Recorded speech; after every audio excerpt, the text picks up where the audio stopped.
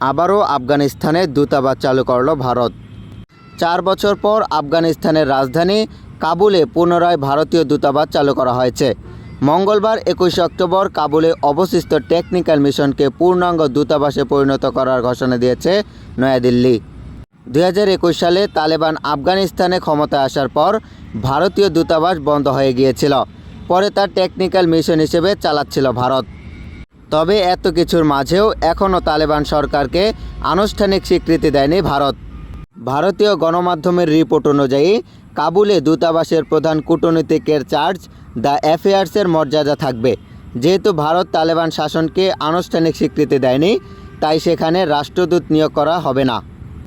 ভারতের পররাষ্ট্র মন্ত্রণালয়ের এক বিবৃতিতে বলা হয়েছে, আফগান পররাষ্ট্রমন্ত্রীর সাম্প্রতিক ভারত সফরের সময় যে সিদ্ধান্ত নেওয়া হয়েছিল, সেই সিদ্ধান্ত অনুযায়ী কাবুলে দূতাবাস পুনরায় চালু করা হয়েছে।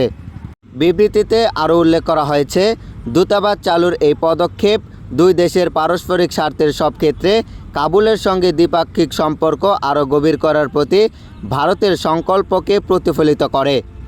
2021 সালে মার্কিন নেতৃত্বাধীন ন্যাটো বাহিনীর প্রত্যাহারের পর তালেবান ক্ষমতা দখলের পর ভারত কাবুলে তাদের দূতাবাস বন্ধ করে দেয়।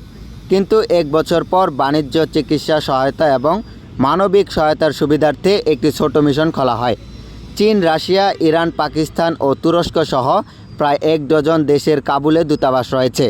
যদিও রাশিয়াই একমাত্র দেশ যারা আনুষ্ঠানিকভাবে তালেবান প্রশাসনকে স্বীকৃতি দিয়েছে। সম্প্রতি তালেবানের পররাষ্ট্রমন্ত্রী আমির খান মুত্তাকির দিল্লি সফরের পর দুই দেশের কূটনৈতিক সম্পর্কের উন্নতি ঘটে।